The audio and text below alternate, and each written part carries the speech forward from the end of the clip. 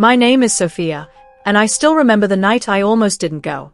The invitation had been sitting on my small wooden table for 3 days, untouched, as if I was afraid it might disappear if I looked at it too closely.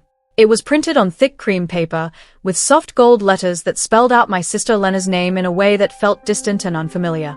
She was hosting her engagement dinner in America, in a place called the Grand Silver House, a hotel so expensive that even saying its name felt like stepping into someone else's life. I lived quietly in Europe, in a modest apartment that cost me $450 a month, where I counted every dollar carefully and avoided unnecessary spending. Seeing that invitation made me feel like I had been invited into a story that didn't belong to me. At first, I thought it had to be a mistake. Elena and I hadn't spoken properly in years. Our conversations had slowly faded into short messages, then into silence. I remember the last time we met, she had looked at me as if I was someone she used to know but no longer understood. Still, the invitation had my name written clearly on it, Sophia. No last name, no extra warmth, just Sophia. It felt formal, almost like I had been added as an afterthought. I picked it up again that evening, running my fingers over the smooth paper, wondering why she had sent it at all. Was it kindness? Obligation? Or something else I couldn't quite understand? I tried to ignore it. I told myself I was too busy, that I couldn't afford the trip, that it didn't matter. But the truth was, it did matter. She was my sister, and even if we were no longer close, some part of me still hoped there was a reason behind that invitation. I checked my savings that night. I had $1,800 in total, money I had carefully put aside for emergencies. A flight to America would cost around $620, not including food, transport, or anything else. It was a risk I shouldn't take. I knew that. Yet I kept staring at the numbers, as if they might change if I waited long enough. The next morning, I made my decision without overthinking it. I booked the flight. As soon as I saw the confirmation, my heart felt heavy instead of excited. I told myself it was just fear, that everything would be fine once I got there. I spent the next few days preparing in silence. I chose my simplest black dress, the one I wore only on important days, and packed light because I didn't want to draw attention to myself. I wasn't going there to impress anyone. I just wanted to show up, to be present, to prove, maybe to myself more than anyone, that I still belonged somewhere in Elena's life. When the day finally came, I arrived at the airport early, sitting alone with my small bag beside me. People around me were laughing, talking, moving with purpose, while I sat still, holding on to a feeling I couldn't name. Doubt, maybe, or something deeper. As I boarded the plane, I looked back once, as if I was leaving more than just a place behind. And somewhere inside me, a quiet voice whispered that this trip was going to change something. I just didn't know what yet. When I arrived in America, everything felt louder, brighter, and somehow faster than what I was used to. The airport alone was bigger than anything I had seen before, filled with people moving in every direction as if they all knew exactly where they were going. I held onto my small bag tightly, trying not to look lost, even though I felt completely out of place. After a long taxi ride that cost me $95, more than I would normally spend in a week, I finally reached the Grand Silver House. The building stood tall and shining, with glass walls reflecting the evening lights. It didn't feel real. It felt like something I had only ever seen in pictures. As I stepped inside, the air changed. It smelled of expensive perfume and polished wood. The floors were so clean that I could almost see my reflection in them. People walked past me dressed in elegant suits and long dresses, their voices soft but confident. I looked down at my black dress for a moment. It was simple, neat, and the best I had, but here, it felt invisible. I took a slow breath and reminded myself why I had come. I wasn't here to compare. I was here because Elena had invited me.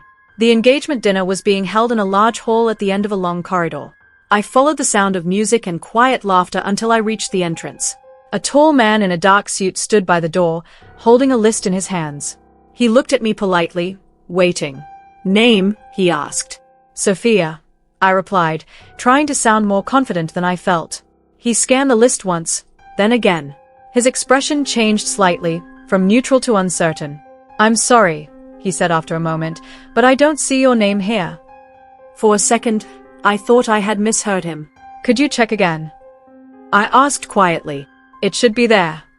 He nodded and went through the list more carefully this time, but the result was the same. "I apologize," he said, "but your name isn't listed." A strange silence settled around me. I could feel people passing by, glancing in my direction for just a moment before looking away. My fingers tightened around the strap of my bag.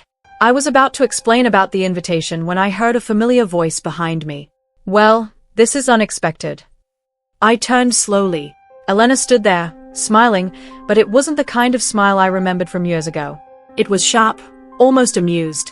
She looked different, more polished, more distant. Her white dress shimmered under the lights, and for a moment, I barely recognized her as my sister. "Didn't think you'd actually show up," she said with a small laugh. Her words landed harder than I expected.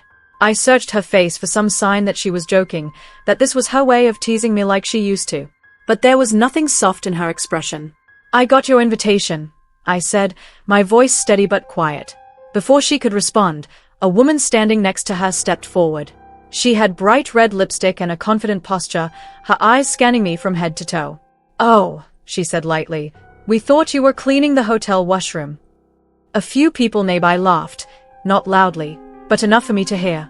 The sound echoed in my ears in a way that made everything else fade for a moment. I felt heat rise to my face, but I didn't look away. I didn't want to give them the satisfaction of seeing me break. Elena shrugged slightly, as if the comment meant nothing. "It was just a joke," she said, though her tone didn't feel apologetic. "Anyway, there's been a lot going on. Maybe your name got missed." "Missed?" I repeated softly. She glanced back into the hall. "It's a full event, Sophia. Every seat is assigned. You understand how these things work." I did understand. More than she probably realized. It meant there was no place for me. For a moment, I considered turning around and leaving right then. It would have been easy. No explanations, no embarrassment, just a quiet exit back into the night. But something held me in place. Maybe it was pride, or maybe it was the small part of me that still believed I deserved to be there, even if no one else thought so. "I came all this way," I said finally. "I'll just sit somewhere at the back. I won't be in the way." Elena hesitated, clearly not expecting that answer. Then she gave a small nod, as if agreeing to something unimportant. "Fine," she said. "Do whatever you want." That was it. No welcome. No apology. No warmth. The man at the door stepped aside, allowing me to enter. As I walked into the hall, the noise of the room grew louder again. Glasses clinking, soft music playing, people talking and laughing like everything was perfect. Round tables filled the space, each one decorated with flowers and candles. At the center of the room was a larger table, where Elena and her fiancé, Daniel, sat surrounded by their closest friends. I stayed near the edge, careful not to draw attention. After a moment, I found an empty chair at a table where no one seemed to notice me. I sat down quietly, placing my bag on my lap.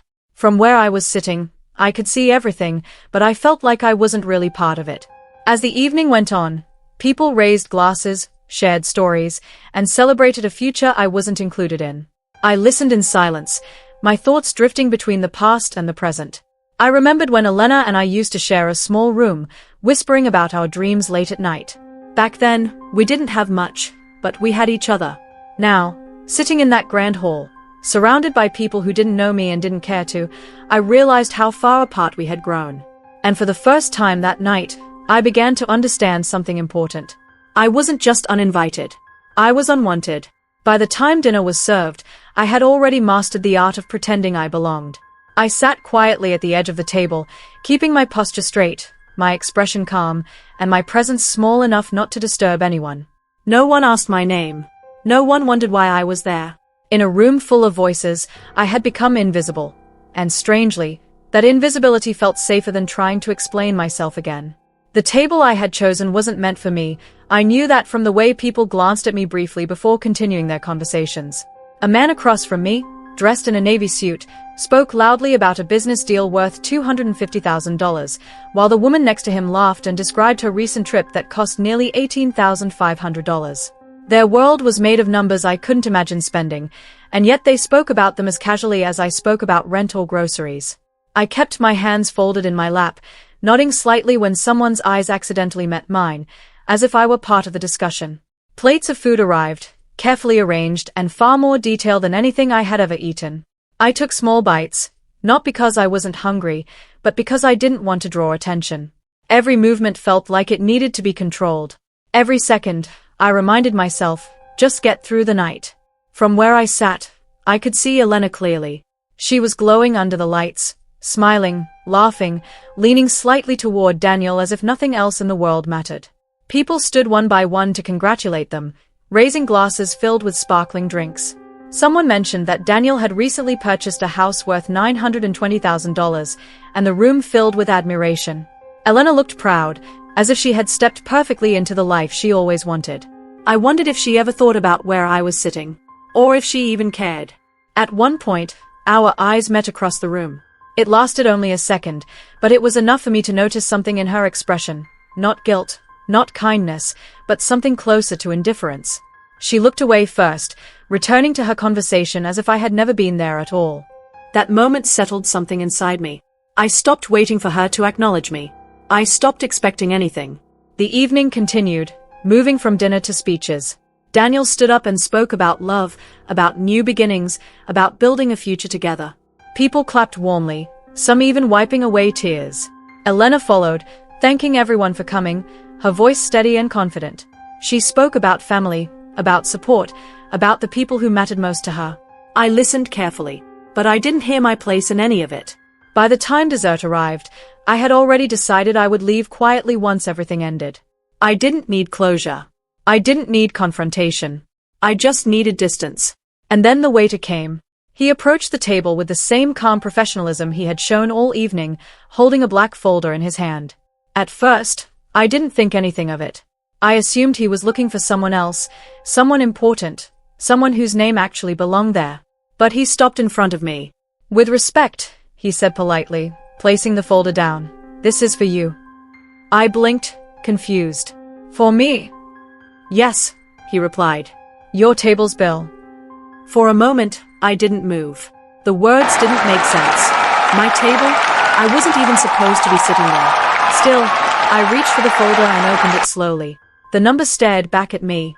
$10,270. My heart skipped, then started beating faster, louder, as if trying to push the moment away. I checked again, thinking I had misread it. But the number didn't change. $10,270. I let out a small breath, trying to stay calm. I think there's a mistake, I said carefully. This isn't my table. The waiter frowned slightly. This table is listed under your name. My name. I repeated. Yes, Sophia. Hearing it spoken so clearly made everything feel sharper, realer. I looked around the table. The people who had been sitting there just moments ago were now watching me with quiet curiosity. Some leaned back slightly, as if distancing themselves from the situation. Others exchanged glances, their expressions unreadable. I'm not on the guest list, I said, my voice steady despite the pressure building inside me.